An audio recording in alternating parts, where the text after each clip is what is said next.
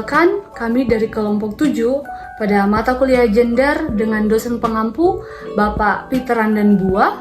Kami terdiri dari 6 orang. Saya sendiri Deborah Atika Pasha Moncai, kemudian ada Bua Labi, Enrik, Gita Sartiva, Marni Likudengan, dan juga Ika Srihartanti.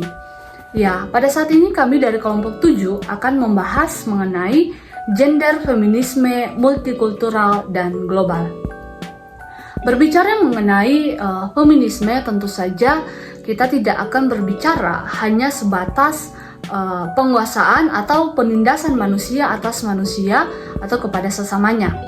Ya, dalam sejarah feminisme ada terbagi dalam 3 gelombang feminisme, yaitu yang dikenal dengan gelombang pertama, gelombang kedua, dan gelombang ketiga.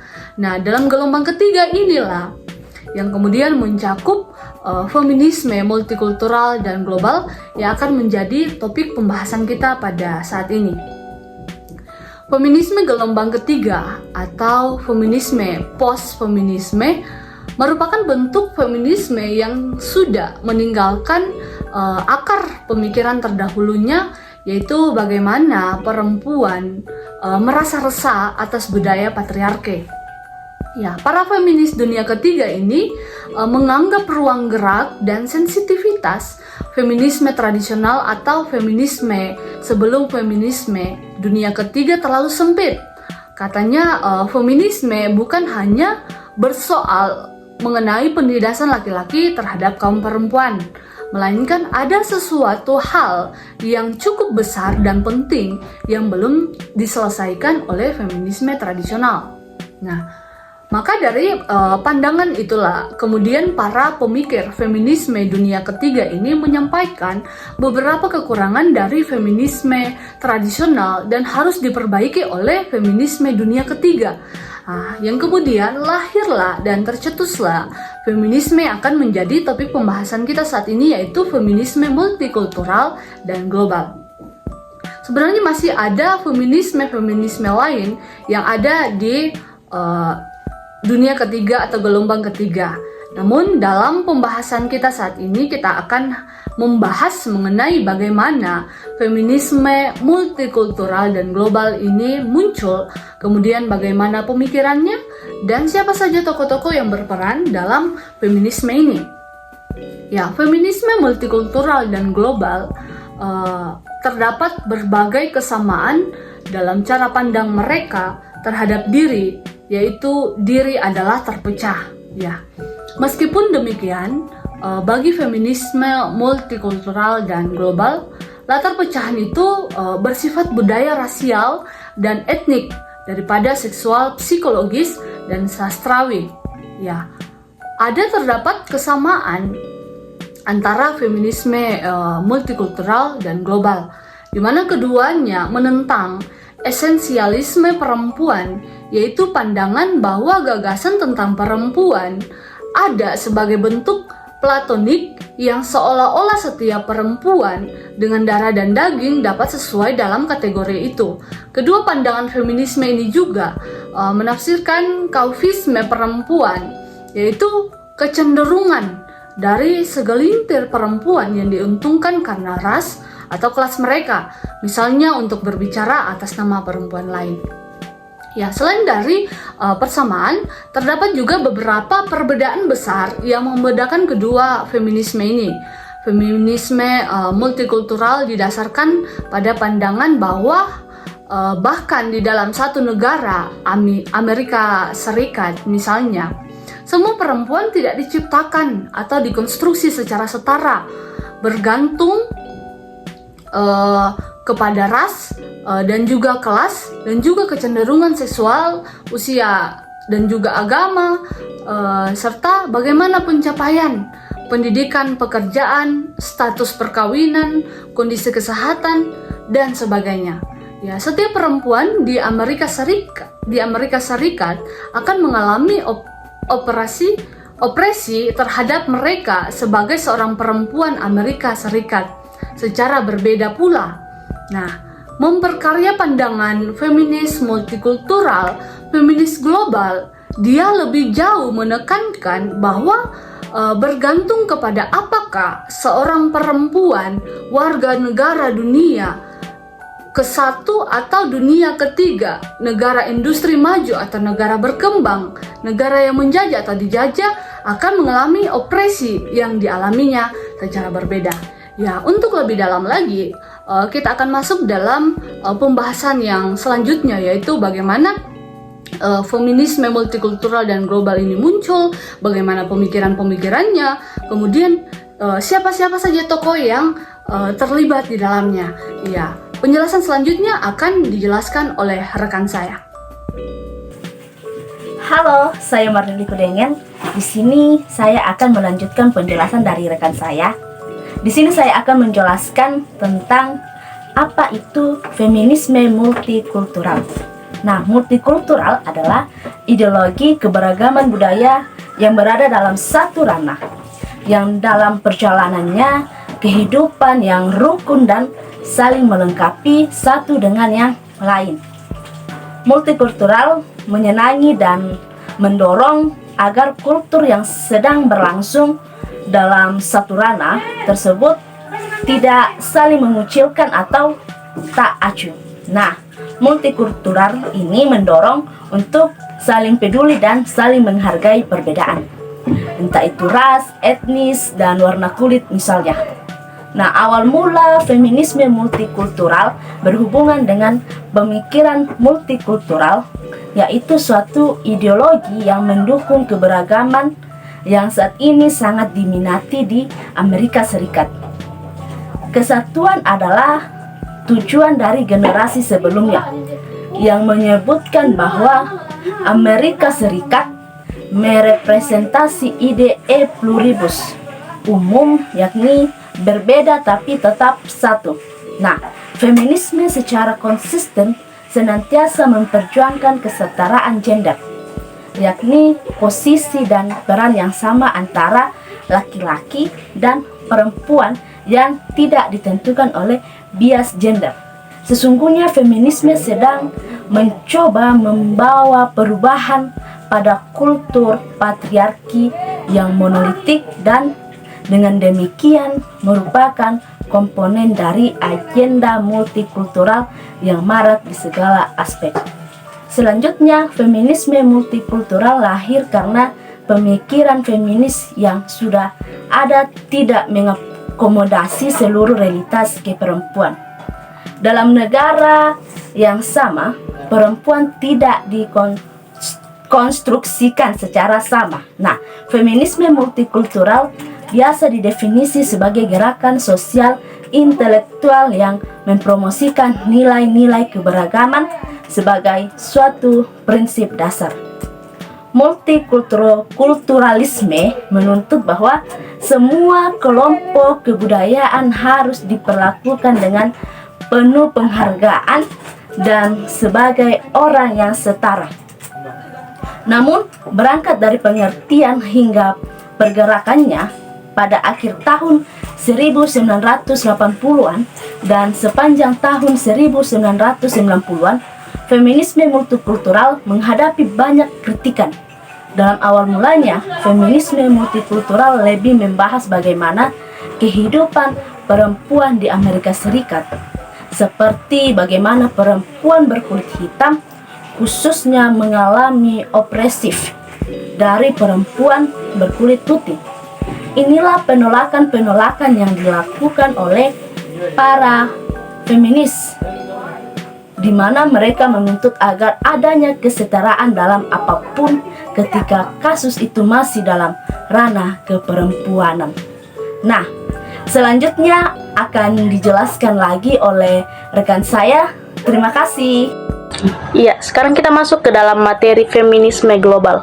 Dari kata global, global itu artinya mencakup seluruh dunia atau bersifat internasional. Sehingga dalam konteks ini, global itu sering digunakan untuk menggambarkan sebuah isu, sebuah fenomena atau gerakan yang dapat berpengaruh di seluruh dunia. Ya, serta juga dapat melibatkan sebuah interaksi atau keterhubungan antara berbagai pihak di seluruh dunia.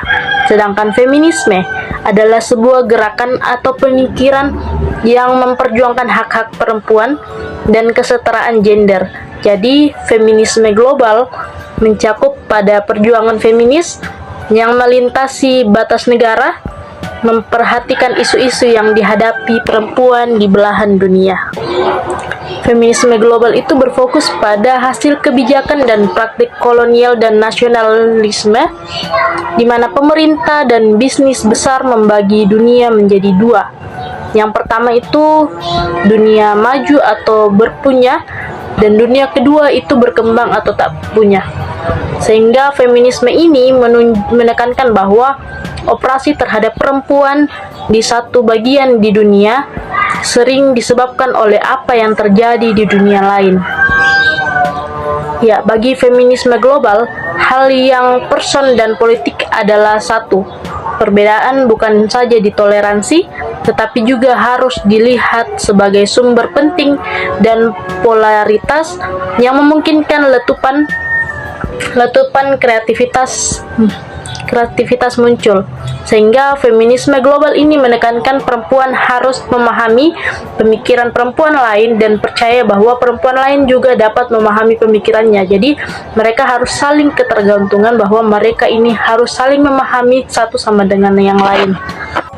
Ya, jadi feminisme multikultural dan global ini menghadirkan tantangan kepada dunia feminisme, bagaimana menyatukan perempuan dalam melalui alih-alih perbedaan mereka, sehingga mereka sadar bahwa mereka ini banyak perbedaan, tetapi mereka harus saling memahami bahwa apa yang mereka hadapi itu semuanya dapat mereka selesaikan.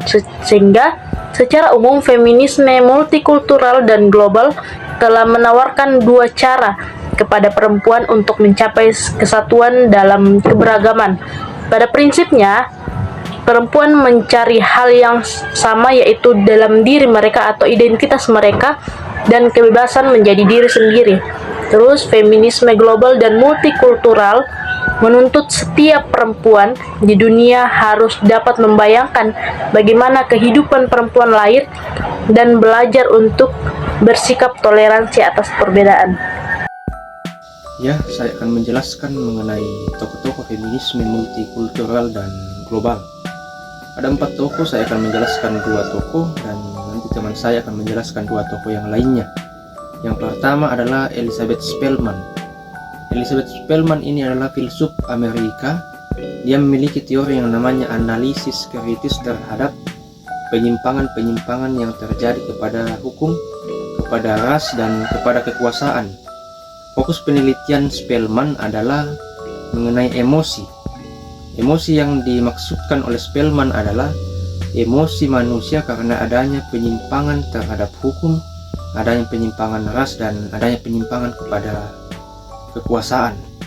Selanjutnya bahwa di sini Spelman ingin menjelaskan bahwa dia sangat mengkritik teori feminisme tradisional yang dianggap gagal dalam membedakan setiap kasta-kasta manusia. Jadi menurut feminisme tradisional itu, mereka dapat menyederhanakan sebuah perbedaan.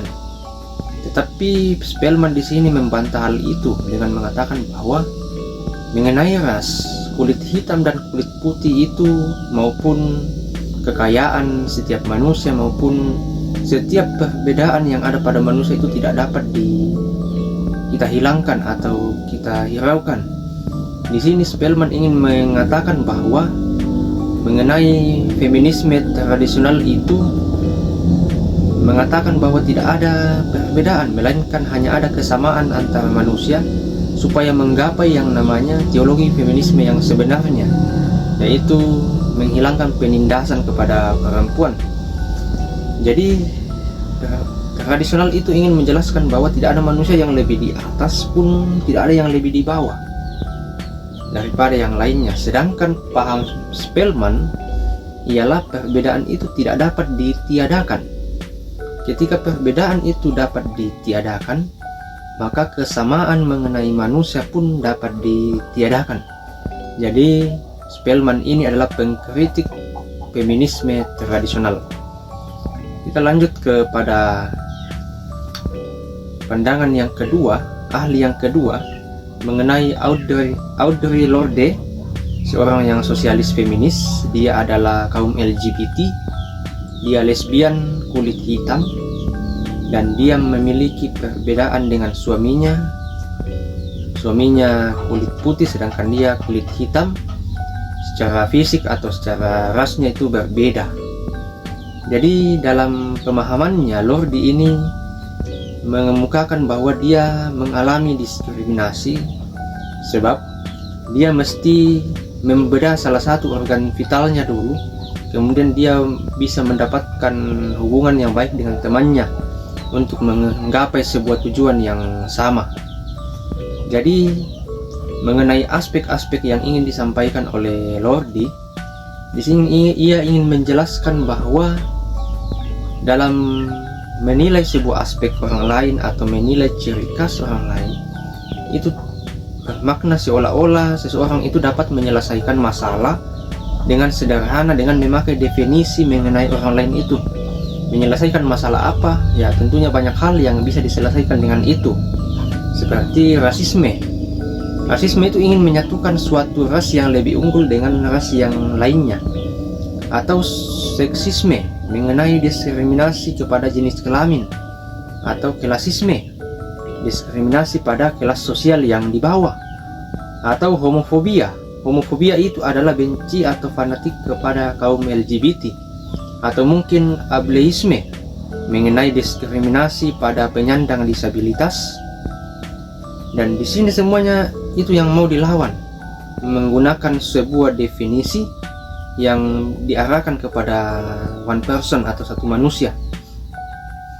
Jadi di sini boleh dikata bahwa Lorde ingin menjelaskan mengenai sebuah kesetaraan dengan memakai sebuah definisi atau sebuah aspek dalam hidup manusia untuk melawan setiap hal yang berbau diskriminasi, seperti tadi saya jelaskan mengenai menyatukan ras yang lebih unggul dengan yang di bawah, maupun kelompok sosial, maupun penyandang disabilitas, kaum LGBT dan lain sebagainya.